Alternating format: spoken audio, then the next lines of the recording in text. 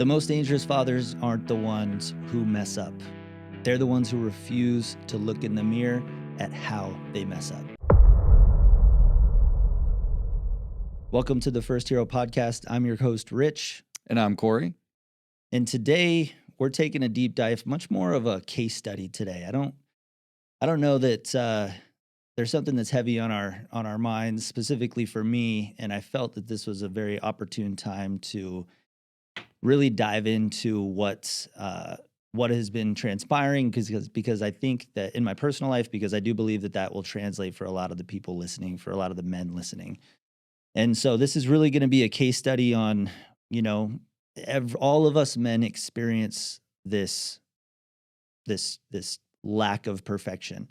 These moments where, we're less than, we're feeling less than, specifically as it relates to fatherhood, your connection with your daughter. But as you might already know, and definitely as Cory and I have experienced, it can relate to a lot of other areas in your life as well. And so, there is a very real battle and war that wages between the performance of us as men in specific categories of life, whether it be cultural agendas around us providing, us working, us, hustling, us being strong and not complaining and all of that, right? There's just a weight that creates. And I think oftentimes it's an unspoken weight. And at some point, that weight can only be relieved because it needs to be relieved. It can only be relieved by talking about it. So in this episode, what we're going to be doing is breaking down much more of a case study. And I'm going to be 100% raw, 100% vulnerable with what I'm experiencing, because I know that there's some men listening that can relate to exactly where I'm at, what I'm navigating. And that's what we're going to cover today. Yeah, just going to be a real raw conversation. Yeah. There's really no educational talking points. It's just, hey, this is the shit that we're trudging through right now. Yeah. This is what we're going through. And I know you, father, the listener, you're probably experiencing the same thing. You just don't know how to voice it. You don't even know how to place it. You just have this invisible weight on your chest at all times. And you don't know how to describe it. Hopefully these words will help pinpoint that for you and be like, oh, dude, this is exactly it. Yeah. This is what's going on right now. That's the goal with this episode for sure. So stay tuned. I guess to set the context, I want to share with you a little bit of how we got here to this episode. About, 60 days ago or so, there's just a lot that's been going on. There's a big move. We moved out of a different city, moved into a new house. It's just, there's so many more moving pieces, activated a new rental, business is booming, started a new business, the First Hero project, and things have been traveling for work. Things have just been continuing to spin up, and it's all great things. Like on paper, man, it's incredible, talking about it. People are so jazzed to hear what I'm doing, and I'm excited about it. And so it's all overwhelmingly positive. All in the meantime, there is this creeping sensation of overwhelm that continues to build and build and build and build and build until ultimately it's culminated to a moment that took place this week. And there was a moment with my wife where she was taking off for work. I was getting ready to grab the girls, get them up and get them ready. And something had happened. I don't even remember the exact thing that was said, but I had a quick snap response to a question that she had asked, or something that she had asked, and it was quick. It wasn't super rude. Like I wasn't cussing or anything like that, but it was just in the tone. It was in the tone.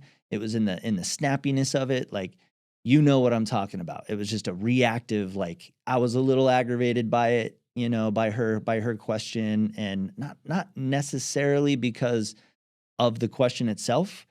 It much more had to do with just the weight that I was carrying.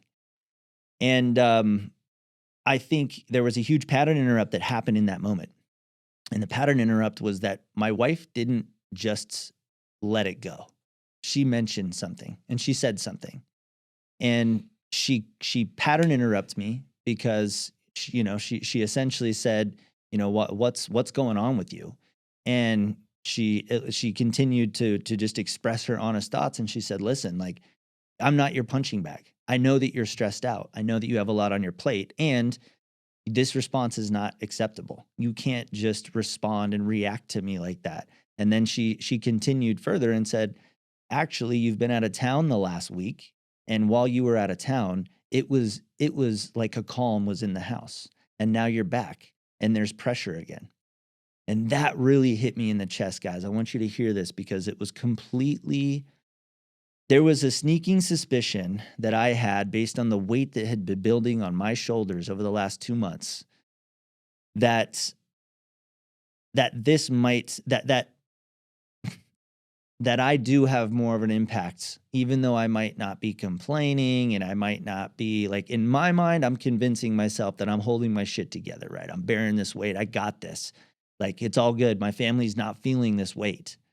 All the while they are. And it wasn't until my wife mentioned that I was out of town and that it felt calm. It's just specifically how she described it. And then I come back and it's like the storm is back in the house. And that really hit me. Like, I didn't have, it took me immediately out of reactive mode. It really kind of put me in a place where I needed to evaluate. And that's where I want to bring you guys to now, because it has been quite a bit of evaluation. And I think that that's what's most important. That's what we started this episode with, guys. It's not about being a perfect father. Your daughter doesn't need a perfect father. The goal is to be a present, aware, and repairing father. One that can have some awareness that their fuck-ups don't define them. What defines them is what happens after. Yeah. Because they're gonna happen. And, I find it funny. I was, kind of joking with Cory right before this episode, like, this is kind of just an odd place to be. My integrity internally, this is where I'm going to get really vulnerable. My integrity internally has really been taxed and pressured over the last 30 days specifically, because I know how excited and how much energy and passion I have around this fatherhood, community, the First Hero project and what it stands for, and the impact that it can make for us as fathers.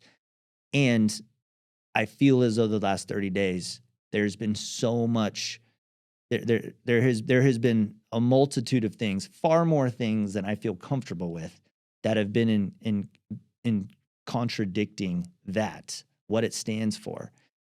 And so that's been a weight, man. That has been a weight. It's as if, I know that there's this version of me that I've stood for, and in the last 30 days, I've missed the mark. I've missed the mark, and it's a silent thing too, right? Because it's funny, because I talked to Cory about this the other day for the first time.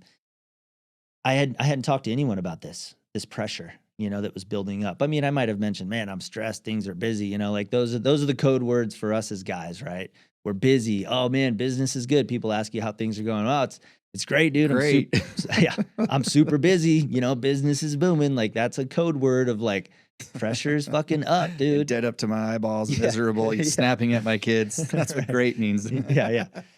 Yeah. And so, I was talking with Cory, that the conversation with my wife opened the door of awareness, where I couldn't sweep it under the rug and just pretend, oh, no, I'm handling it. I'm shielding my family from everything, all the flack and all the flame that I'm enduring. I'm shielding them from it. She ripped that wide open and was like, no, you're fucking not. You're actually not, because you're changing the tone in the house. Yeah. Your storm is visible. I'm feeling it. And that immediately made me aware that if she's feeling it, my girls are feeling it too. Yeah. And talking with Cory the other day about this, this is where the idea for this episode came from. He gave me some good perspective on just, I guess, the what you see on the surface, right? Yeah. Yeah. I mean, well, first and foremost, Rich, I probably wouldn't be a father if it wasn't for you. We already know that, right? You've definitely led the space in terms of fatherhood in my life outside of my father, right? When I look at you and I see you, I see, the epitome of like what every man should strive to be in terms of fatherhood, right? So I'm definitely grateful that we're embarking on this journey together because it's so fucking cool. It's so I didn't cool. pay him to say that, by the way.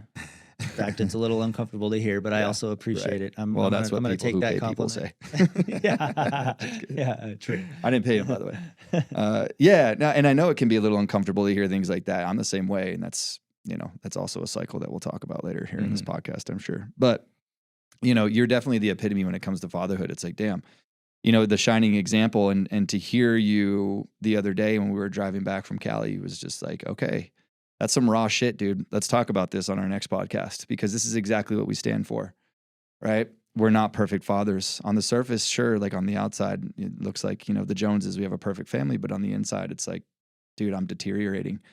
I'm choking on the things that I was dreaming for at one point in my life. And yeah, I just wanted to say that so our audience knows too that, Rich is the shining example of a father, and to hear him go through that, it's like our viewers, our fathers need to hear this because we're not perfect here in the First Hero Project, but we are committed to,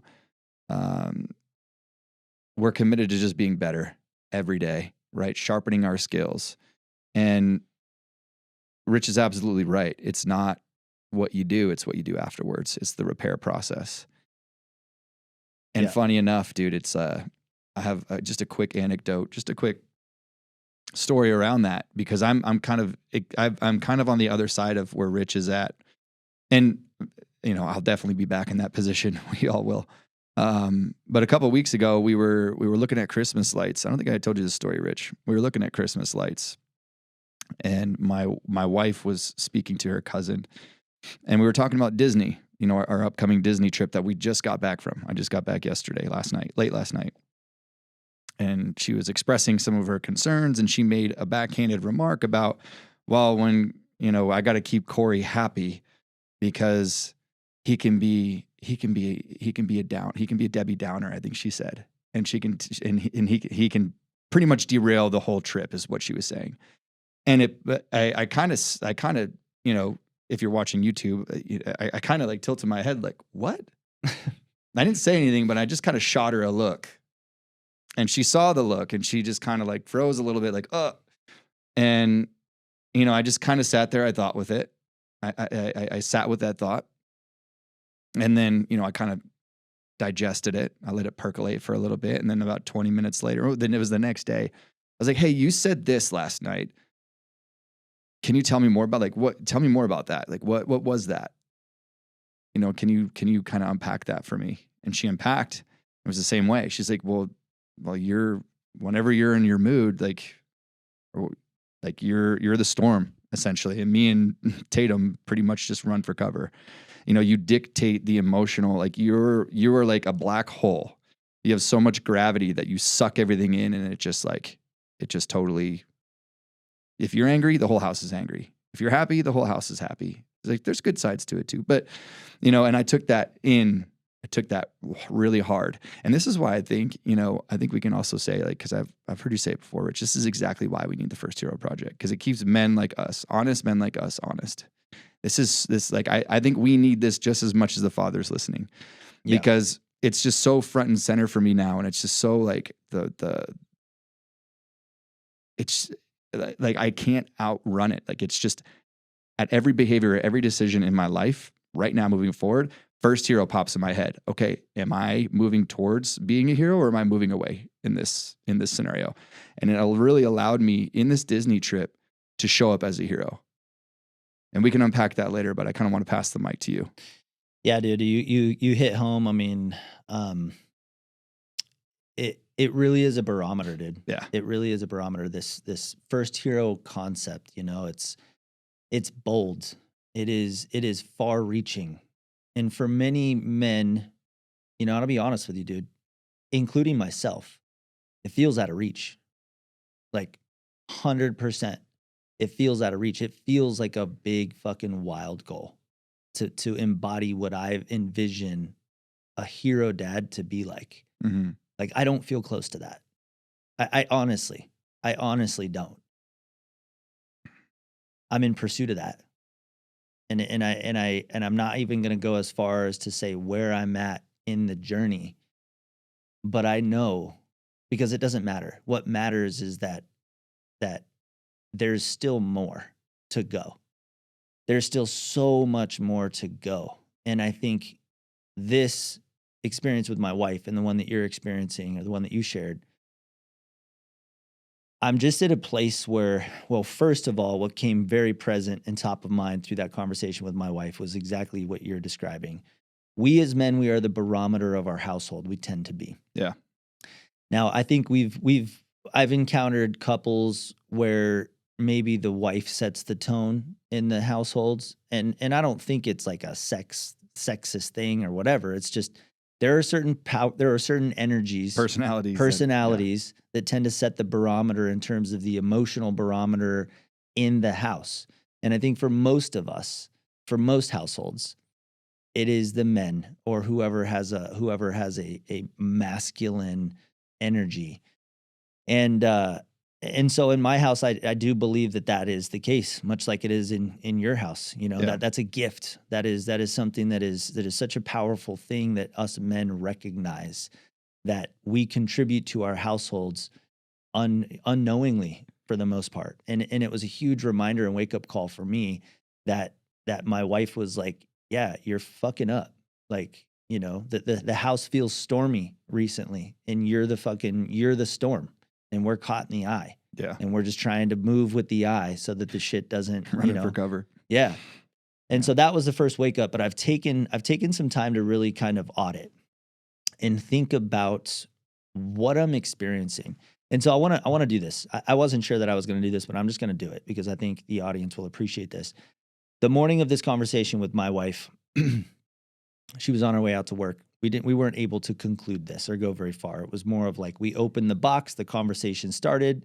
Both of us are like, you know, definitely me. I was like, fuck, okay, this is now, yeah. So on top of everything, my mind immediately goes to like, well, on top of everything else I got to do today, now I've got this to deal with, right? Too. Not blaming my wife or anything, but internally I'm like, okay, fuck. Okay, so now I got to figure out.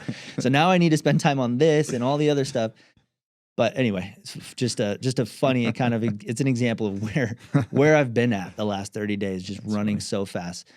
But later in that day, I had some time to just kind of audit where I'm at. And I felt like I needed to communicate to my wife for the very first time where I'm at, what I'm experiencing, and really clearly articulate what it feels like. And so I'm going to read you the text message that I sent her. I said, just need to voice where I'm at. I feel like I'm losing with you and the girls. I don't feel like a hero. In fact, I feel like I'm a complete fraud, even talking about being a first hero. My triggers and reactiveness is in an all-time high. I'm worried constantly about something. One big worry gets solved, and I find another one right behind it.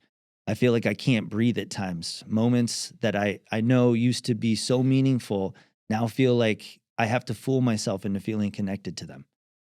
I'm not feeling proud of myself. Vices have become a familiar escape that I run to with little control over. Business is absolutely taking off with opportunity, and I feel like it's all I can do is to hold on for dear life as it drags me forward. Yes, I need help, but my head is spinning, and I struggle to come up with any solution to use help for other than just find more hours in the day to work. Now, if any of that resonates with you, then good. There was kind of three things that I've identified as I audit this and audit that. And I want to talk a little bit more about that. The first one is, and a lot of this, like, this is not my normal operating system. I think that's, you know, as a witness, as a good friend who has been a witness of me, you know, this is internal. This doesn't describe the external Rich that has been operating, let's just say, over the last decade. And so I've really had to audit, like, what are the new operating systems? What are the operating systems that I've adopted in the last 30 days more than I have over the last 5 years?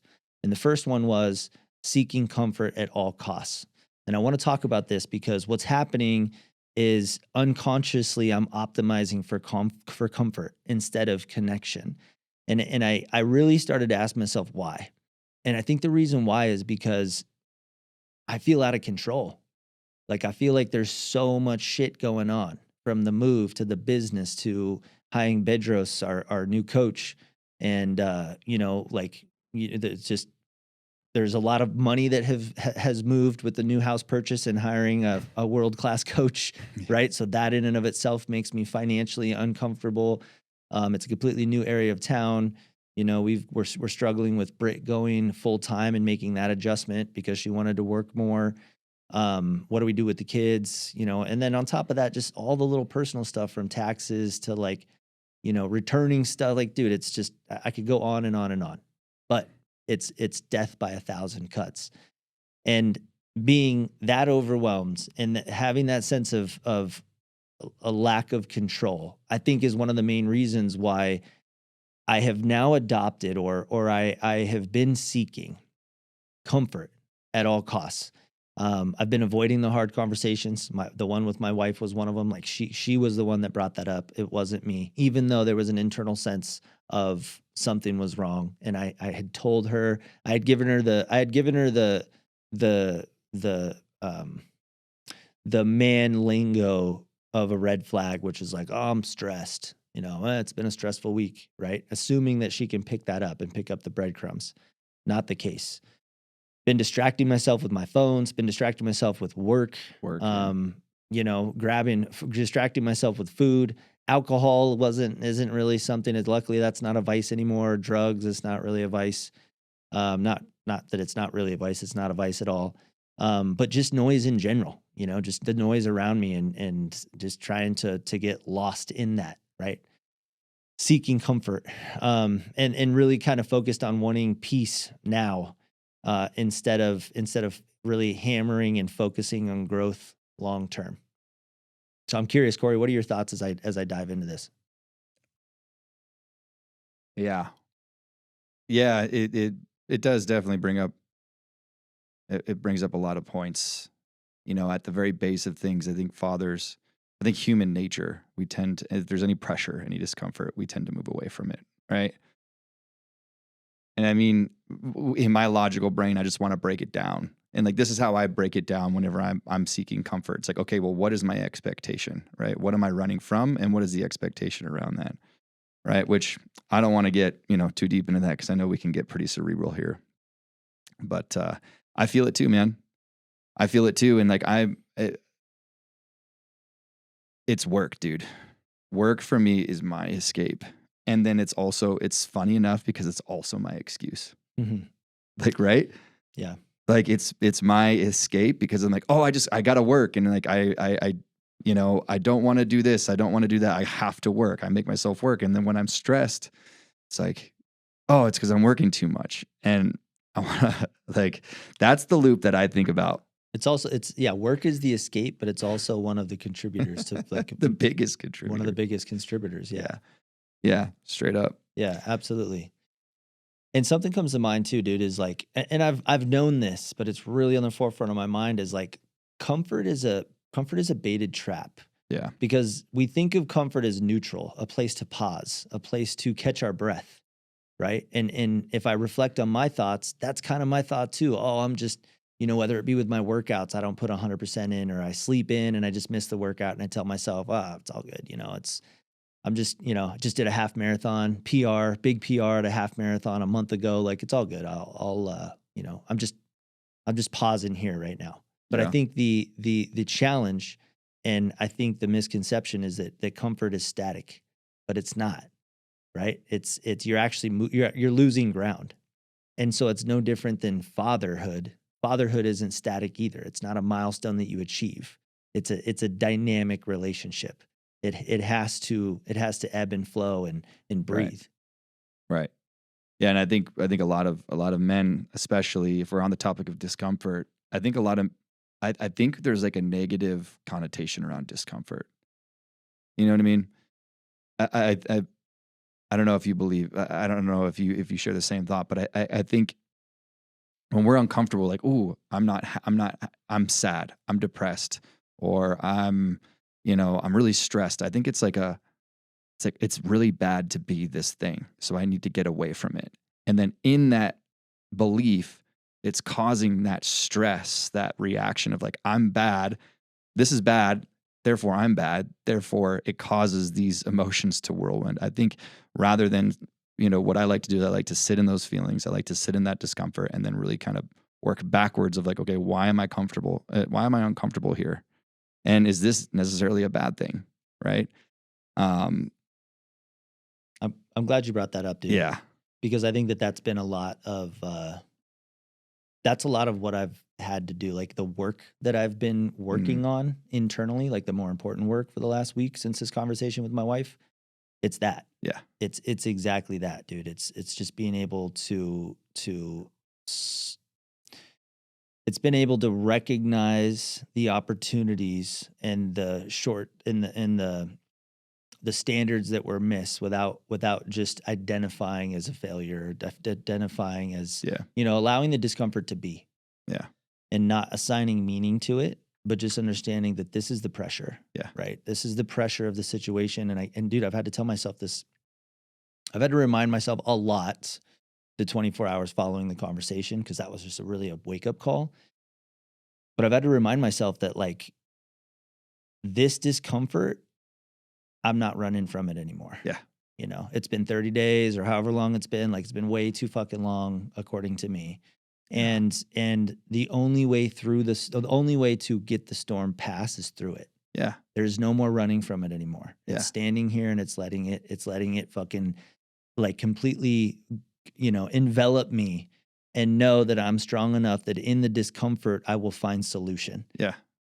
Yeah, man, it's that expectation. You're rewriting your expectation. If your expectation is life is going to be easy, it's going to be really fucking hard for you. Yeah, for sure. If you're rewiring that expectation to be like discomfort equals growth, and like, okay, let's learn and let's lean into this discomfort, and really where am I at in this process? Like you're gonna have a much easier life because of the expectation.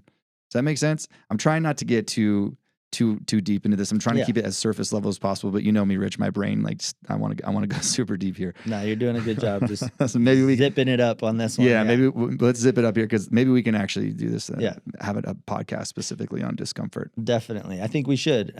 So, that's one of the more important things that I've recognized in this process is like the overwhelming, almost obsessive need for comfort is a byproduct of me not dealing with the feeling of overwhelm and lack of control. Yeah. And that is what fueling that. It is a byproduct of me not doing the work, and me running from the storm is a byproduct of that. That was the first thing that I noted. Let's talk about control, dude, or the lack thereof, and how that dominates. I think this huge. This is the one of the biggest Yep. contributors to fear-based parenting, or just living in fear. Period. Totally. Control, or the lack, or the illusion of the lack thereof. Dude, 100%. And this was such a big one, guys. So this is one you're definitely going to want to listen to. So control, right? I started to evaluate, and what I've realized is that the disconnection and tension between me and primarily my girls, I didn't recognize it as much with Britt, and I'll talk about that more, but primarily my little girls. I really connected the dots when I put this control aspect in there, because my slip ups, my blow ups, my reactiveness, my moments that have culminated, there's been far more moments where I have a moment to myself, whether it be first thing in the morning, I'm going to bed at night. It's the first thought of the day. It's the last thought of the day. And it's the fuck up that I had. It's that little reactive, response to my little girls, how I picked them up, what I said to them, my facial expression, it was my energy towards them. And it was because, when I boil it down, it was because I was feeling out of control, and them simply being little girls and not following my perfect plan that I thought they should be working through, whether it be eating breakfast, whether it be getting ready to go, whether it be putting their clothes on to get in the car, whether it be walking in a straight line to go somewhere. If they veer left or right, I'm fucking triggered. And now all of a sudden my reactiveness is just fucking all-time high. And this really describes my state over the last 60 days. Is like, dude, my trigger is right here, dude. It is right at the top. I can feel it in my throat. It's just like whether the dog shits in the house. Like we have a puppy, right? So both dogs have been shitting in the house. The little one's been puking. She's been peeing. The kids are, you know, like toddler. We got a 4-year-old and an 18-month-old. You know, if you're in that boat or you can remember that boat, that is there is no control there, nor should there be. But like, dude, it's just anything is just right here, and I can feel it as soon as something goes wrong over the last 60 days, dude. It's just boom, it fucking snaps, and I can feel my mind like, oh, I'm gonna, you know, react this way, or I need to say something, or you know, do something. Like it's a bad cycle, dude. Yeah. It's a bad cycle. Yeah. Yeah, I agree. I think control sits at the root of pretty much all negative cycles, all harmful cycles, whether you're fighting or you're trying to fix, or you're trying to flee, escape the situation, or if you just freeze. It all boils down to control and the lack thereof. Typically because, you know, we're overwhelmed. We're overwhelmed and we haven't had the tools to kind of walk through that level of control. But really what I want to highlight here in you know, since we're talking about control, is how you interact with your daughter, right? I mean, we can talk about the wives and you know, here, but really what I want to talk about is the behavior, how control, or how the illusion of lack of control manifests itself in the behavior with your daughter, right? And I want to say it typically in men manifests itself in and I'm getting to this because I want to, everything that Rich is saying, the reason why I'm saying this is because I want to put like a spin on this and kind of give you an idea of how it shows up. Because I know for me, when I came across this concept, it really clicked for me. Like it really just was like, okay, that is what I'm doing, and this is why I'm doing it. You know, and I'm not going to go too deep into this, but I know control is very important, and where Rich is at right now is it manifests itself in the fight cycle, which is where we want to control. We want to dominate through either verbally or non-verbally through like what you were saying, picking up, moving very forcefully. We want to dominate, manipulate the situation. And typically that comes with either physical abuse or verbal. That comes with demands. Go clean up your room. What are you doing? Keep walking a straight line. Like, you know, those quick, sharp little demands, right? And it almost feels like the parents that we like. You can see your parent. Oh right? yeah, those dude. little moments that we all fucking remember as a kid. Yeah. Where, like my dad was a dick when he did this, or right. You know, my mom was kind of fucking hard on me. Right. It's those moments. But then you look back with a logic brain of a 37-year-old man. You're like, okay, that makes sense when my parents did that. But when we're little kids, like we can't like logically break down why they did that. You know, they can't logically break down they had a shitty day at work, or they're up to their eyeballs in debt and have to pay all these bills. Yeah, we don't know that. What that means. We just feel the pressure of that control or that demand, right? And what happens is I want to talk about goodwill, because we have goodwill with our kids, right? And I want you to think of it as like a marble in a jar.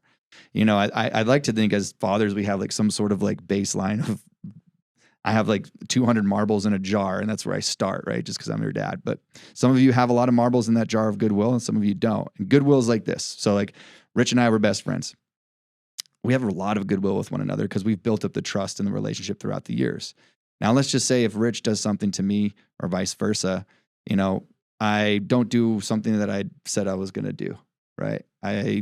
I mess up and, you know, slap him in the face when we're drunk or something like that, which hasn't happened since we were teenagers. But, you know, and every time time we drank. and every time we drink or every time we do something, you know, we take one little marble out, one little goodwill. And what I want to do is I want to translate that over to your daughter. Anytime you react based off of the illusion of no control, What that does is it's taking out a marble from that goodwill jar, right? And it manifests itself in fear-based parenting. Now, when you run out of marbles of that jar, what happens? Your daughter either submits or she rebels. And option number one, submitting, she's only going to submit so many times until rebelling is the only option, right? That's where the control, the fear-based parenting, this is what really clicked for me. And this is why I kind of want to just take a caveat here and just like your behavior around control, or your behaviors when you're overwhelmed or when you feel disrespected or when you feel powerless, it comes at a cost. And that's typically the cost. Yeah. You're putting them in a box. You know, Yeah. one of the powerful topic that I remember around parenthood is like I think one of the most critical failures you can have as a parent is killing your kid's spirit. Yeah. And I think this relates to me in that, you know, and it's not. I think when we think of killing our kid's spirit, we think of like, well, I'm not like over the top, you know. I don't have these big explosive where I'm throwing stuff. Like we think of the extreme, right? Well, I'm just not like that. But you can also accomplish the same thing with children little bits at a time. One marble at a time. By programming them, by programming just a tiny little bit at a time, Yeah. that you react this way. And so it does like you can accomplish the same goal that none of us want as fathers both ways. You can be the super over the top fucking nuclear explosive version of yourself as a dad. Or you can be the little dad, the dad that's doing these little micro cuts along the way for years that create the same result, which is killing your little girl's spirit. Yep. Yeah. And while we're here, I call it the 1% rule. I don't know if I've maybe heard that somewhere. But I'm really glad we're talking about this because this is like a huge topic for me. Is if you get a plane ticket and you fly from LA to New York and the pilot messes up and he's 1% off course, 1% off course, he's going to end up in the Atlantic Ocean. He's going to end up 400 miles, 500 miles away from New York, right? That's 1%. Now I want you to think of that 3,000 mile trip from LA to New York as your relationship with your daughter from when she's first born to when she's an adult or wherever she's at. Now, if you're doing those, if you're fathering using fear-based parenting because you have the illusion of a lack of control, what Rich was saying, it's like a death by 1,000 cuts. 1% over 13 years, 14, 15 years, you're going to look up and you're like, where's my little girl? Like, what the hell happened? You know, and it's not going to be any one thing you did, but many things you've done over the years, those little controlling aspects. And this is where I want you to audit. How did I talk to my wife? How did I talk to my daughter right now? What was the intent behind that? Was that to control?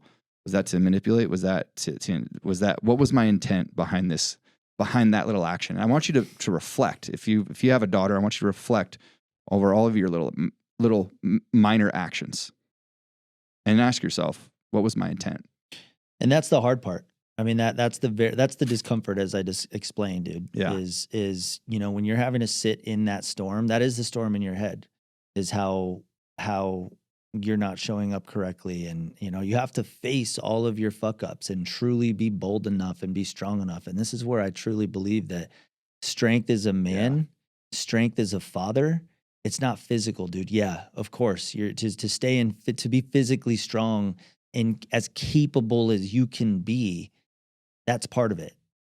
But I think the real strength lies in your ability to be strong enough to face yourself, strong enough to look in the mirror, and strong enough to recognize that you fell short, because that's true strength. And I think that that's where this idea of being a hero emerges for me. Right. Is when I think of a hero, yeah, of course, I think of a strong, capable father physically. But more importantly, I think of a man who can fucking sit in his own thoughts. Yeah. I think of a man who can fuck up and be strong enough and bold enough to fix it, to admit he was wrong. to repair the damage that he's created and try to get ahead of it, and to really, really dive into all of the deepest, darkest parts of his mind and address those, all of those demons, all those fucking ghosts and ghouls that are floating around, all those thoughts, right? To address the ones that are dictating his reactions and the way he shows up.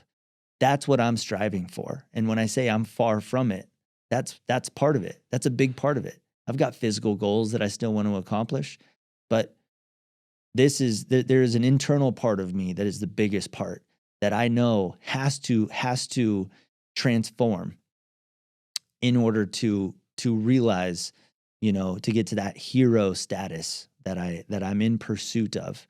And I wanted to note something too, because I think this really is impactful, that, to put a cap on this whole control piece. When a man lacks internal regulation, which is exactly where I'm at, right? And I want to use words very intentionally here. It's where I'm at currently, and I'm moving out of it, right? I'm going to set the runway in the correct direction here. When a man lacks internal regulation, he seeks external compliance. And that's exactly what I was doing. That's that threat-based, the fear-based parenting. It's my movements, it's my tone, it's my words, it's my glares. It's my rigidness with my family, my rigidness. So I just wanted to add in there. And then moving on to the third thing, low standards. I think this was the third really important thing, that just in evaluating where I've been and where I'm moving out of, this has been a threat to what I've represented over most of my life, or at least most of my adult life. This has been the threat that has emerged and become more prevalent over the last 30 or 60 days, and that is allowing low standards for myself. Because I'm tired, because I'm overwhelmed, because. What do you think about this, man? You have any recall of a time when you accepted low standards as a habit? Of course. Yeah. And I just to go back to, what you were saying about, being a hero and all this stuff, it's the hero is the bar. Like that's the standard.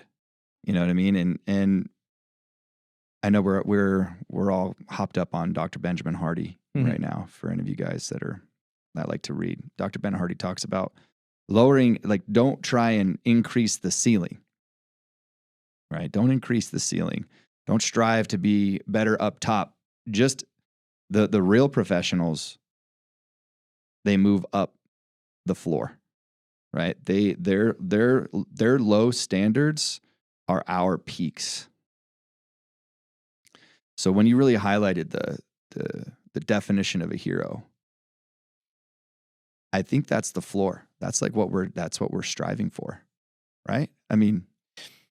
I think, if I'm interpreting, just to add in as we're walking through this together, I think the ceiling is the concept of the hero, you know, and as we continue to define it and describe it, and hey, to be honest with you, everybody listening, you guys are part of this to being developed and evolved and defined as well. And so welcome, because we as fathers committed to this journey are defining this with your guys' input and with your guys' comments and with your guys' interaction and engagement. So please share with us, connect with us. But I think the first hero standard is the ceiling. And I think what we're coaching and what we're navigating ourselves as fathers and men is collectively locking arms and fucking moving our floor up. Yeah. Because we all agree this is the ceiling up here. And our floor is the standards we accept on a daily basis. Yeah. That fall short of that, of course, but we want to move it up higher. We want to move the floor up higher so that we are averaging a much higher execution score on being a father. Yeah. And let's just give some examples of some low standards. Some low standards to me is phone time. Phone time, fitness, obviously, number one, nutrition, and self-mastery, right? Learning in a pursuit to being better, or bettering yourself or increasing your skill set. Having a low standard to me, is not working towards any of those topics that we just talked about. Being on your phone when your daughter's trying to play with you, right? That to me, I have to catch myself because I'll be answering texts from work. You know, I had to really, when I was at Disney this weekend, I had to be so intentional around my phone because I felt like I needed to respond. I needed to, I know you were overwhelmed. So I was like, I got to be there. I got to help Rich. I got to do this. I got to do this. I got to do this. But I was like, dude, the most important thing right now is my fucking family. So I took my phone and I put it in the bag and I didn't even have it on me. Right. Another low standard is fitness. Again, we talked about the benchmark of fitness. It's not about benching 300 pounds, squatting 400 pounds. Like it's your own pursuit to fitness, right? What's a goalpost for you to reach? Right. And setting that goalpost, whether it be once a week, twice a week, 3 times a week, but actually hitting that fitness standard. Right. Rich, you got any other standards, low examples of standards? I mean, dude, so again, just to kind of go on this because this is so top of mind for me, these low standards have shown up a lot. And what's happened is that my floor that I've known and that has been my floor for many, many years has dropped over the last 60 days. And so what that has resulted in is a lot more fucking phone time, like just screwing off on Instagram and just mindless shit. Shopping is a vice, like going on Amazon to like obsessively buy little fucking things or even put them in the cart. Sometimes I don't even buy shit. It's just like retail therapy, for me, it's just such a distraction. Add to cart. It's the good phone enough. in general is just such a distraction and such a vice in these low standard modes that I can experience. And so the phone is a big one for me. And more importantly, the phone in front of my little girls, right? When I'm done with my workday, right? I'm done. Now it's daddy and daughter time. And they're super excited to see me, especially my 4-year-old. Both of them now. Both of them are so over the moon excited. It's incredible. And then I have the fucking audacity to spend 5 or 10 minutes with them and then slither back into my phone right in front of them. Yeah. Right? They're doing their own thing.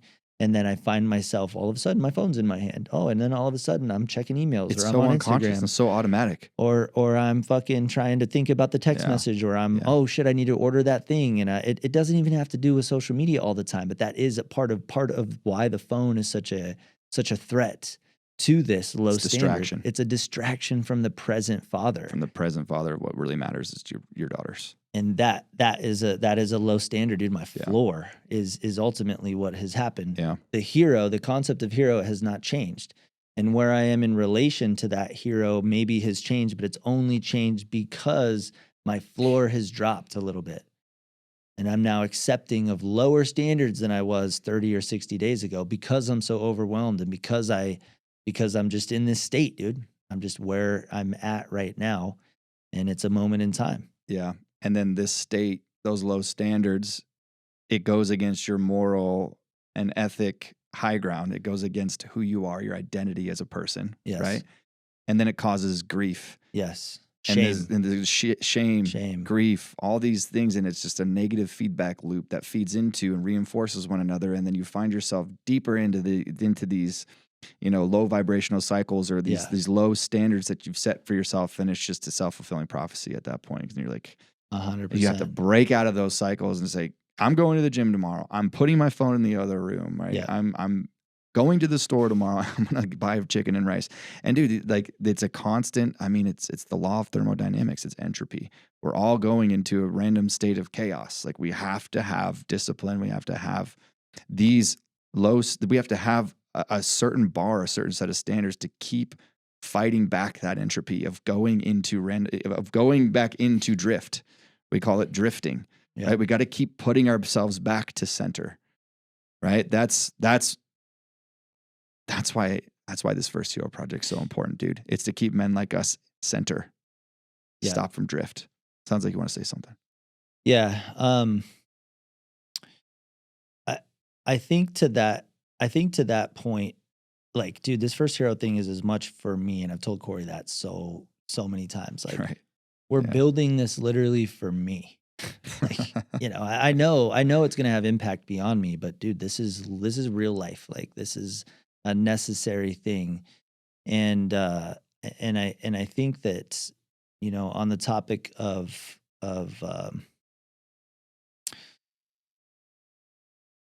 yeah, on the topic of low standards, shit, dude, I had a thought. I had a thought. You got anything else you need to add there? Low God, I standards. had something good. Oh, now I kind of want to hear it, dude. Well, me too. My brain will work. Maybe it'll give it back to me. That's what I was gonna say. I think this whole First Hero project is literally. Oh, this is exactly what it was. So, the thing that's helped me the most, guys, is it's been 60 days, and I haven't talked to anyone about this. I haven't mentioned it to Cory. I haven't mentioned it to my dad. I haven't mentioned it to my sister. Ooh. I haven't mentioned it to my wife. And it's just been a weight that I've been carrying, and it's been building and building and building and building and building.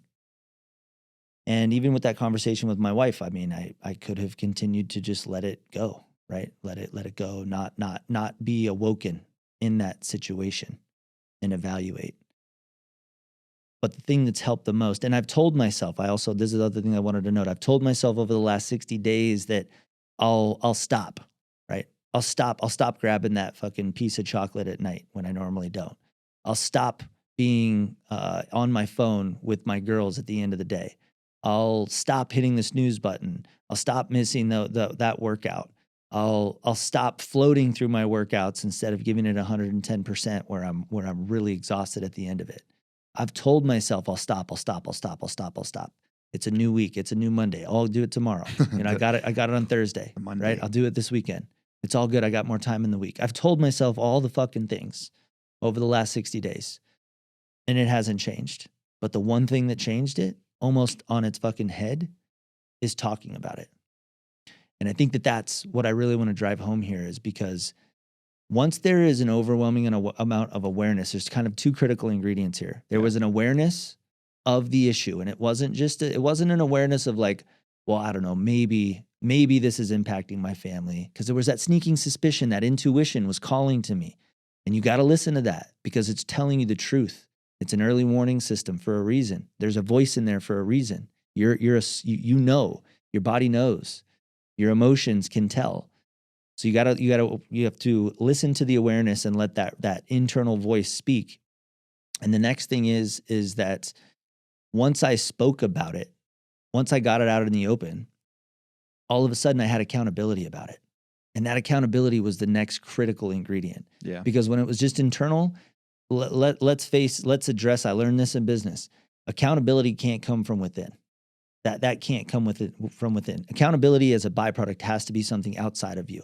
It has to be someone watching you as an observer, because it's a complete fallacy that we can be held self-accountable. That's just called discipline. Yep. And at times our discipline is a spectrum.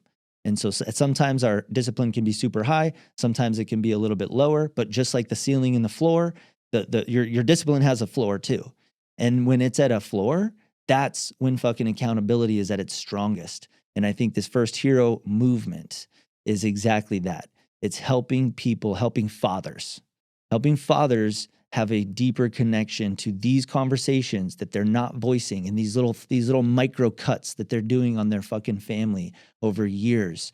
Or maybe it's 30 days, 60 days, or maybe it's 6 years.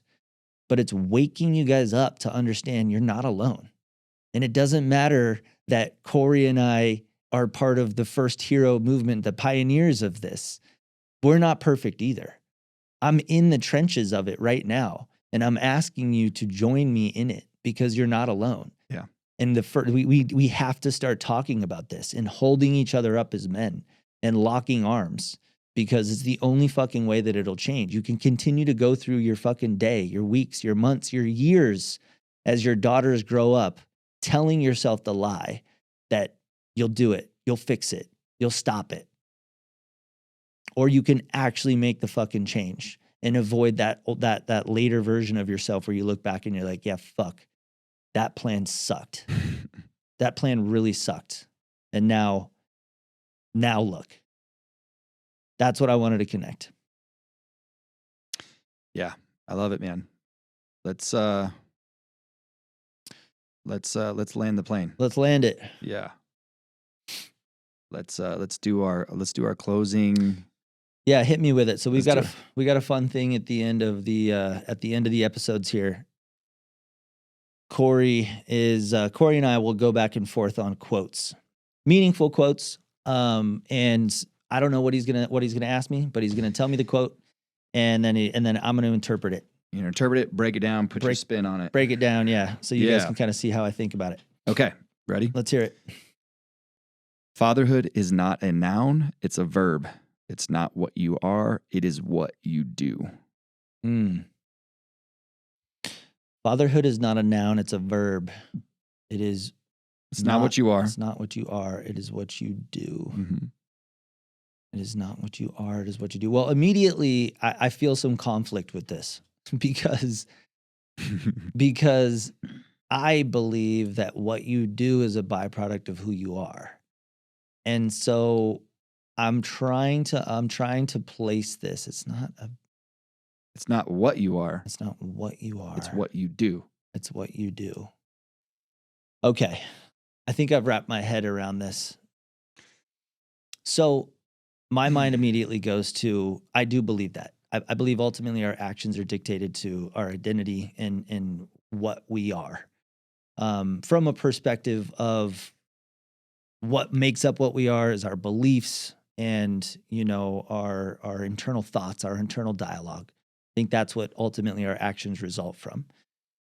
Now, this to me means that because fatherhood is molding someone outside of us, our internal thoughts aren't what transfer to that person, to our daughter.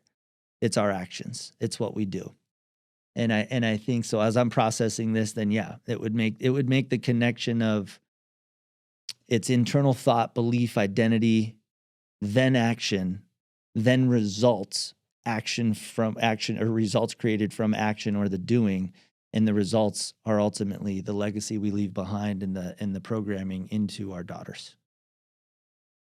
Yeah. Love it. There you have it. Yeah. I knew you were gonna like that one. There you have cool. it. I'm gonna leave you guys with some closing reflections, as we always do. It's important to know that our daughters, they're not going to remember every word that we say, right? I think they're going to remember. Well, actually, I know they're going to remember how safe they felt, right? How safe they felt, how you made them feel, how often you repaired with them. Repaired meaning reconciling after you make mistakes. And then they're also going to remember if you were willing to grow or not.